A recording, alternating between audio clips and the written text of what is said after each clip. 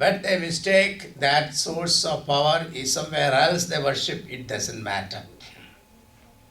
But finally, they also come to me.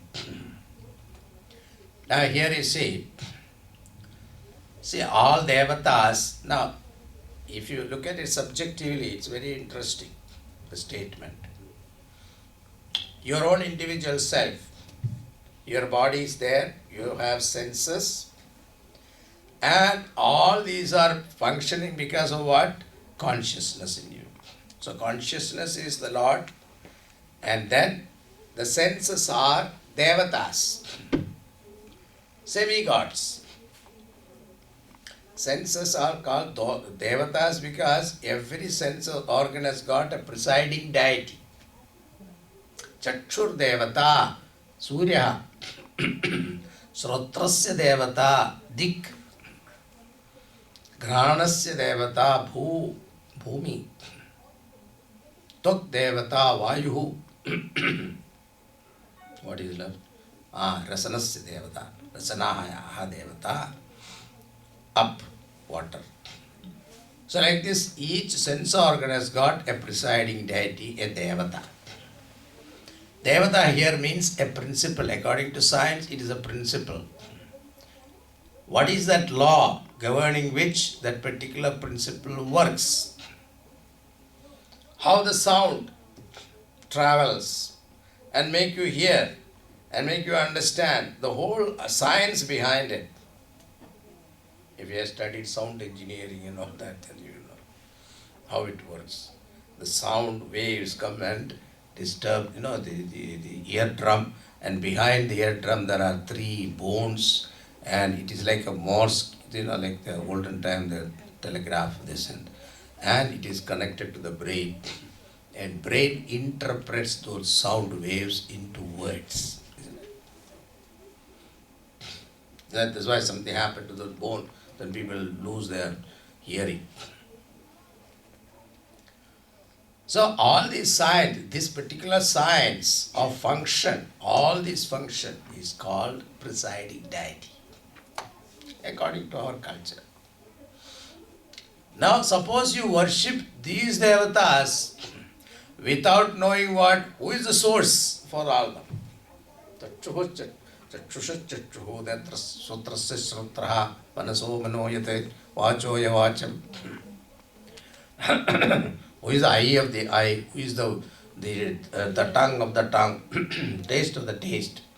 Ear of the ear? That Bhagavan you don't know. But you start worshipping only blindly these devatas, means sense organs. Indulge in sense pleasures, that is the idea. Worshipping means what? Indulge. Keep on watching TV. That is indulging in what? Chakshur devata.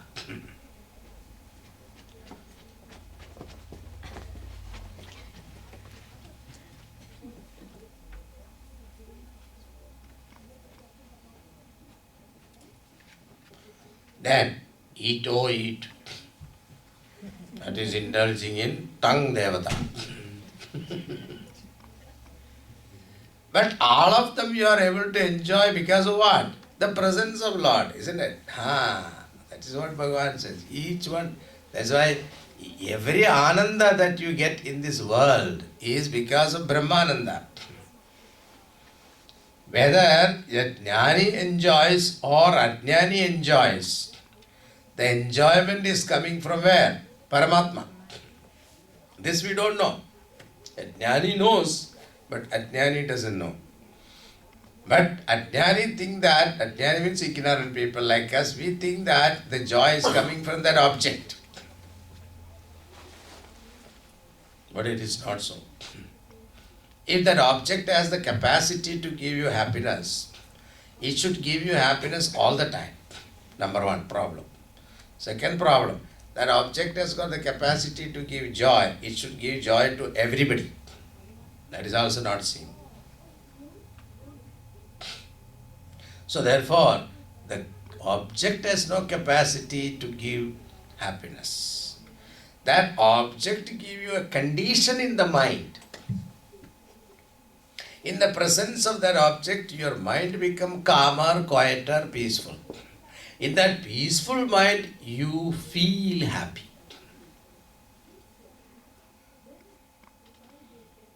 So suppose you have a mechanism by which you can create that peaceful mind without the help of the object, then what happens? You don't need the objects.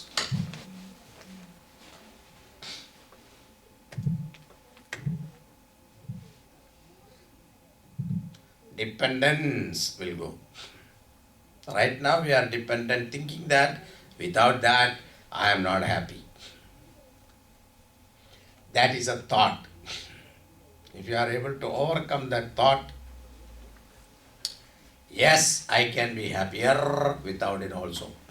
And you try, you'll see the change.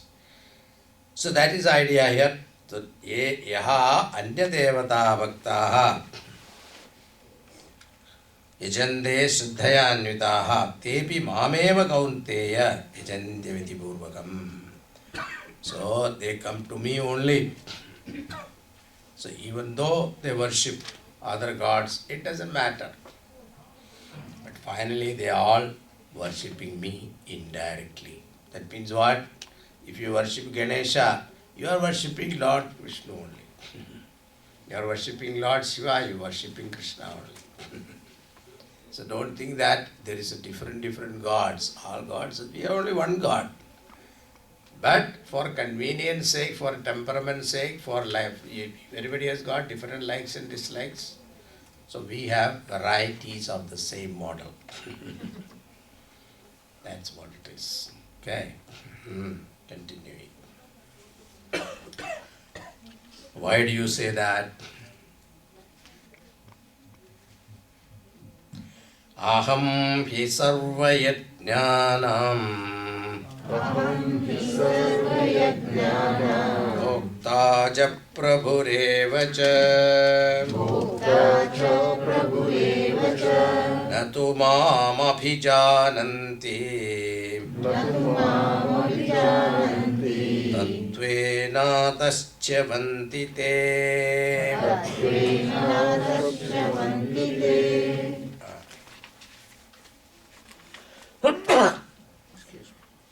Aham hi sarva yajnanam bhoktaha. I am the enjoyer of all sacrifices. Jnanam bhoktaha cha prabhu eva cha. Prabhu means the Lord, Lord of all sacrifices. So yajno vai Vishnuhu, it is said. So all the yajna offering will finally go to Bhagavan Vishnu only.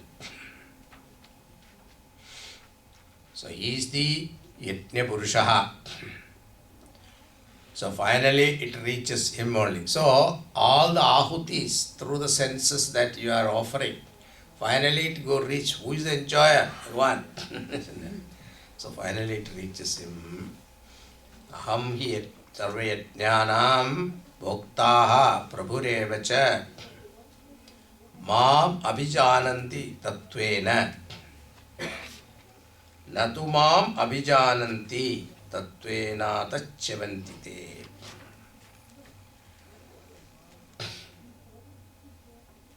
So,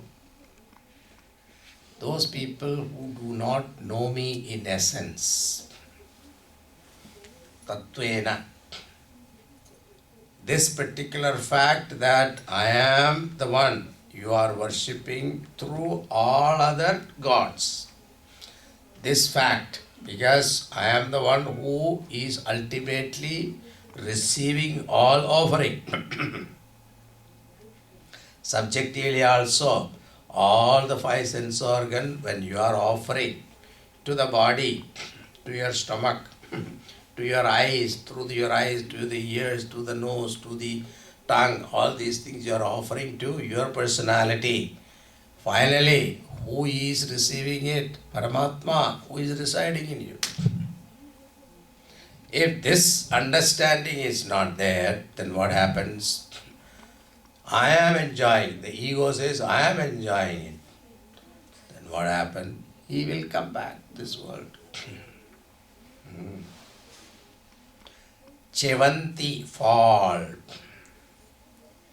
So, the one who knows this,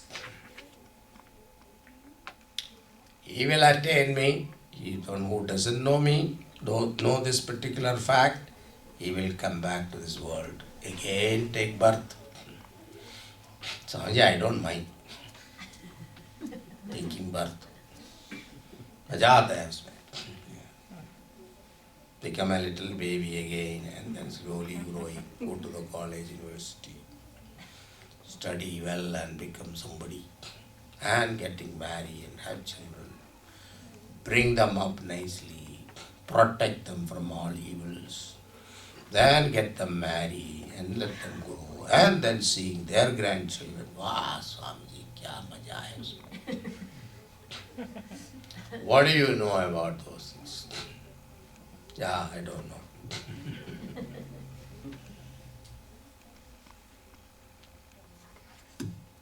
If you do the same thing many times, then you get tired.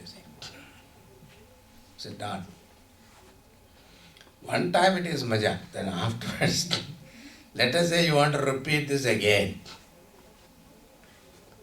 Suddenly, with my magic power, I make you a little baby. You want to grow? You want to go back there?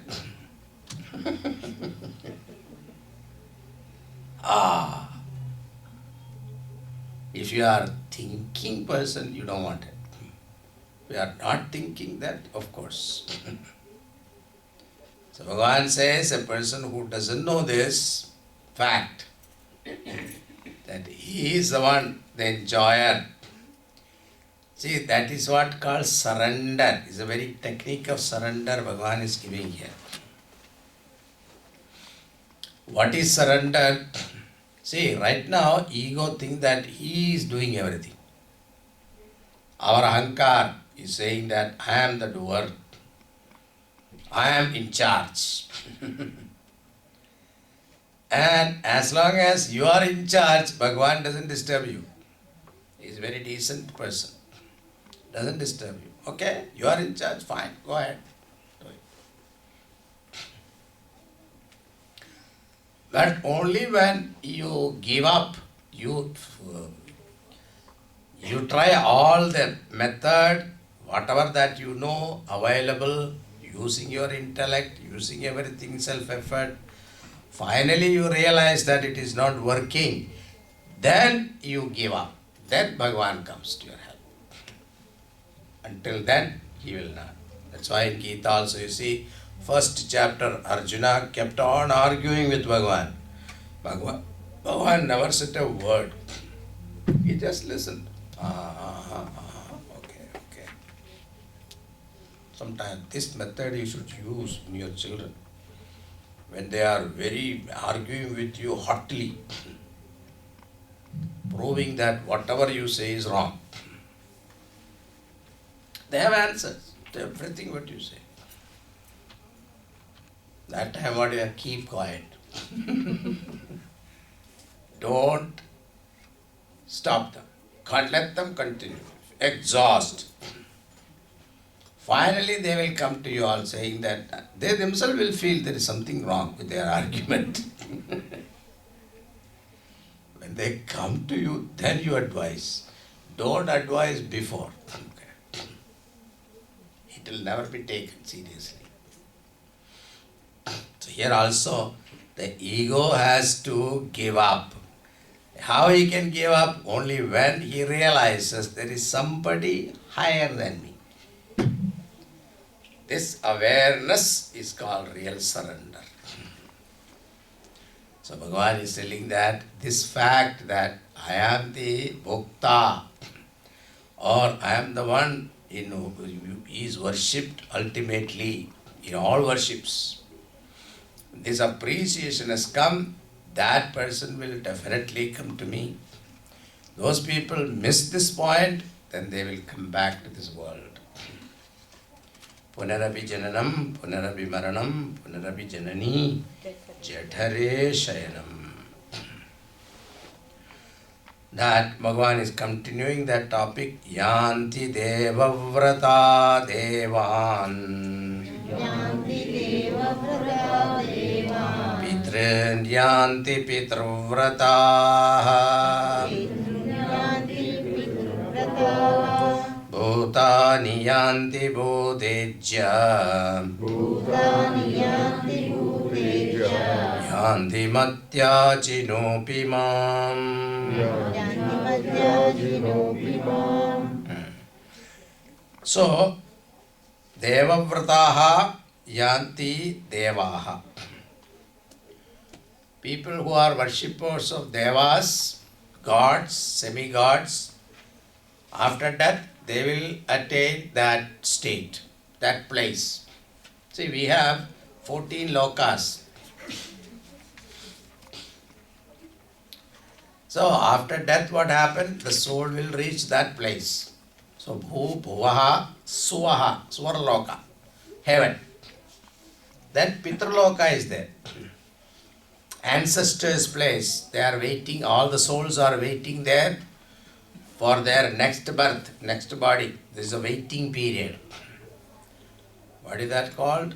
There is a lounge, waiting lounge. Yanti devavrata devan pitrin yanti pitravrataha. Then bhutani yanti bhutejya, worshippers of bhutas, lower powers, bhuta pishach. There are people who worship them also, black magic people and all that. Or worshippers of bhutas, elements. The scientists were all worshippers of bhutas only. Elements. They are doing research on elements. Yanti madhyachino bimam. People who worship me, they come to me. Ancestors worship means what? Following noble culture shown to us by our ancestors. That is called worshipper of ancestors. So, here Shankaracharya writes his commentary saying that Samane abhi ayase mam eva na bhajante ajnanat tenate alpa phala bhajaha bhavanti ityarthaha. The same effort he used for worshipping this God, if the same effort you use for worshipping the Lord, ultimate Lord, you will get infinite result. Why are you settling for finite result? This is, Bhagavan says. So, what is that? To worship semi-gods, you have to put up same effort, isn't it? The same effort you put forth for getting Bhagavan himself, then what happened? The result will be infinite. Why are you settling for small things? Your goal should be always high.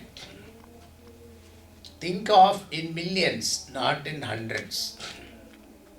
So our mind is like that. We always think small. No.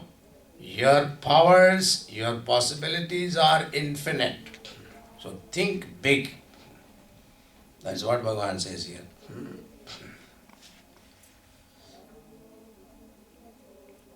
We should aim for the higher. You know, there's a story Gurudev used to say. In olden time, marriage used to take place 4 days, 5 days and all. Nowadays, क्या है शादी क्या है मजा ही नहीं. सब मोक्ष शादी है आजकल का. Real शादी नहीं है. Olden days it was 4-5 days celebration. So they will book one shatram, and the bride people will come and start cooking.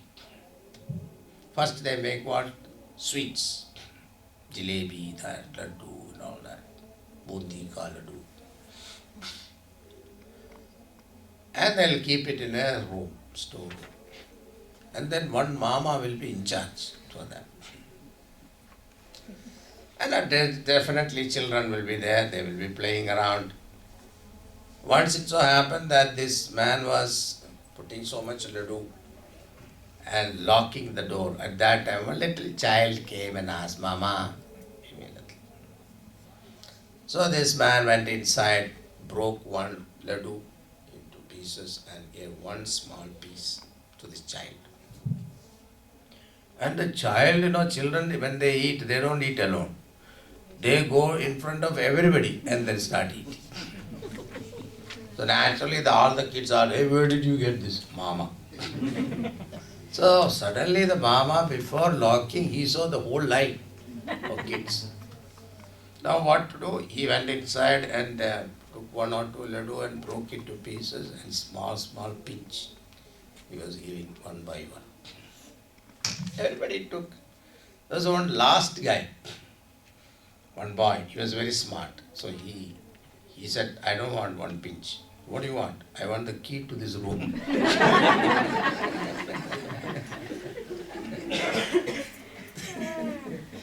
That is what Shankaracharya says. You should aim for the total. Why settle for small? Crumbs of joy. What joy we get is only small little joy. So that lasting 1 second, 2 seconds, 3 seconds. Any joy you see. The food that you are eating, the joy, how long it will last? Until it disappears through the neck, to the tongue. Isn't it? 1.5 inch long tongue. That much only the life of that food taste. Once it is gone inside, you don't know the taste. So any joy that you see in this world is temporary, short-lived. What is the joy we should want? Want permanent joy. Infinite joy. That is what. And that is our birthright. We are born with it. We are living in it. We have not owned it. So, that is what Bhagavan says. So, yes. Yanti devavata devan pitrini yanti pitruvataha bhutani yanti bhutechya yanti madhyachinopimam. Now a question comes. Bhagavan, to worship you, you are infinite Lord. You are the Lord of all lords. You are all-powerful, omniscient, omnipotent, omniscient. To worship you, it will be very difficult, isn't it? Chote log hai na, easy to please. The local, local MPs, no, here MP nahi, kya bolte hai, whatever congressmen and all that, mayor, local mayor is easy to please. Taking for a dinner and give him a nice dinner in a posh restaurant and all that, you'll be happy. But to please you, God, you are the Lord of the whole universe. Bhagavan said, it is much easier than that to please me. Why? A person who is already happy, to make him happy is easy. Isn't it? See your children, growing up children, little kids, to make them happy is very easy. The same child grow up, become 20, 21. At that time you try to please him, impossible.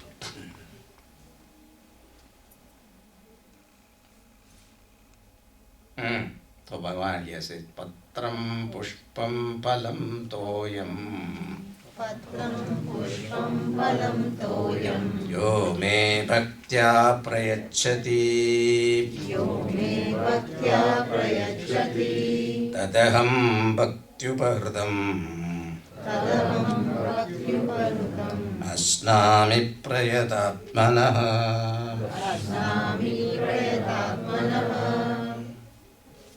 Patram pushpam phalam toyam. All these are singular, okay?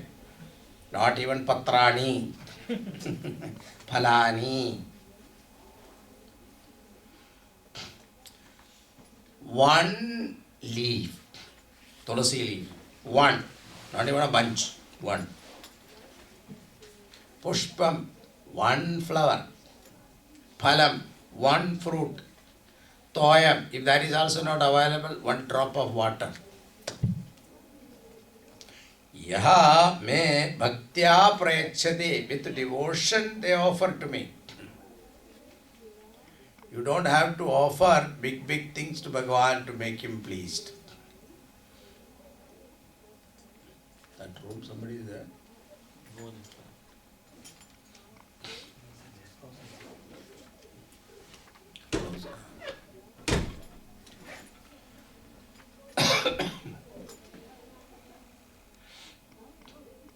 Simple things. See, you have stories of Sudama. What Sudama gave? A handful of poha. That also carried in his armpit, Walked all the way, the sweat and all gone through that. And Bhagavan, when he ate, he was very happy, it seems. Because salt was perfect.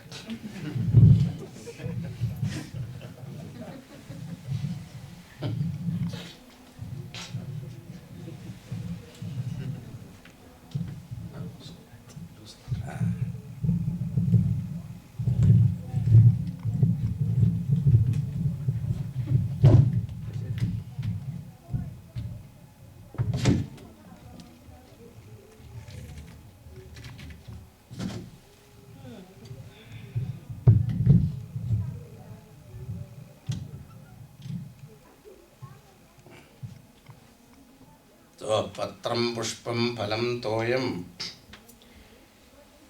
yome bhaktya prayachati. Because Bhagavan is Purnaha, complete.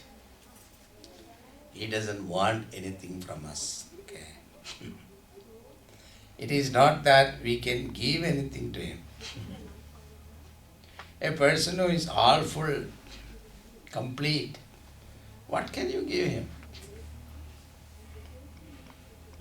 What we can give is our devotion, our love.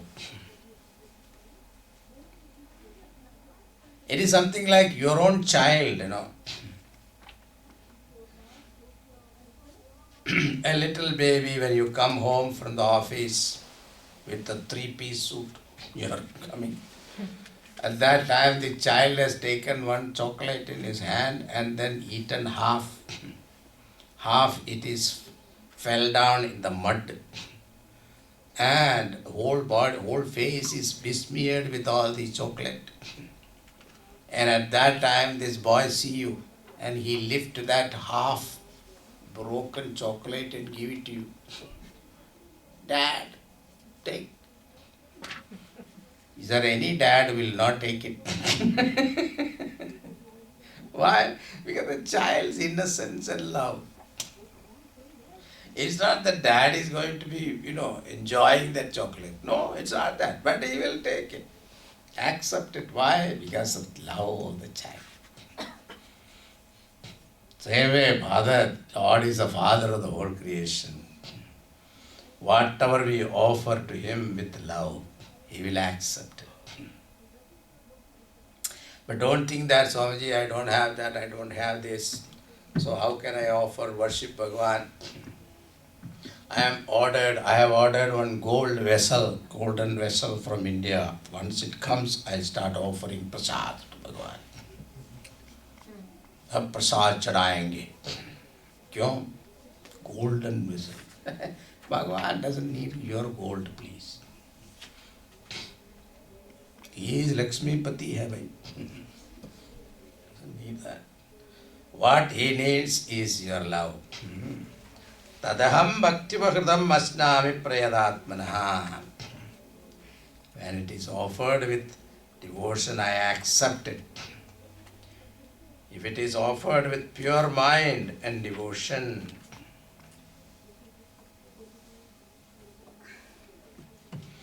one lady was very poor, she wrote a letter to God. Oh God, I am very poor. Please send me some money. 100 rupees also will do. So it was a postcard. So it was written, addressed to God, and then care of post office or something like that. So the post people saw this letter. They all felt very bad, poor lady. So they collected some money among their own staff. Then it was only 80 rupees they got. So they thought okay, it's not 100 rupees, 80 rupees, she said. They sent it to her. Then she wrote a letter back saying that, oh God, thank you very much for your 80 rupees. You must have sent 100, but this post office people must have taken.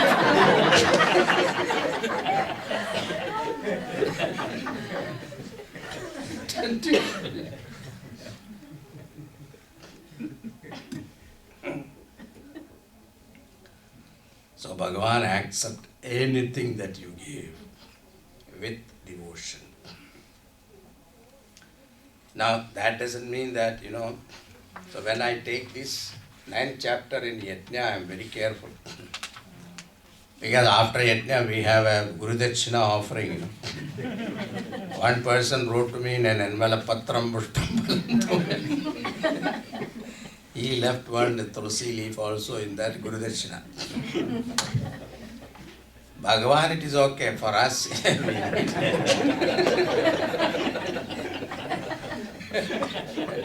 Don't literally follow. The spirit of it is be understood. Okay. Don't literally follow. Next time, Patram Pushpam Barando. Gurudev said, Patra means the check leaf.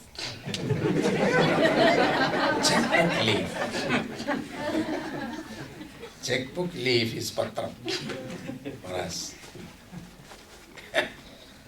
Alright, okay. Om Purnamada Purnamidam Purnat Purnamudachyate Purnamadaya Purnameva Vashishyate Om Shanti Shanti Shanti Hari Om Shri Gurubhyo Namaha Hari Om. Now Bhagavan is going to say that if that is also not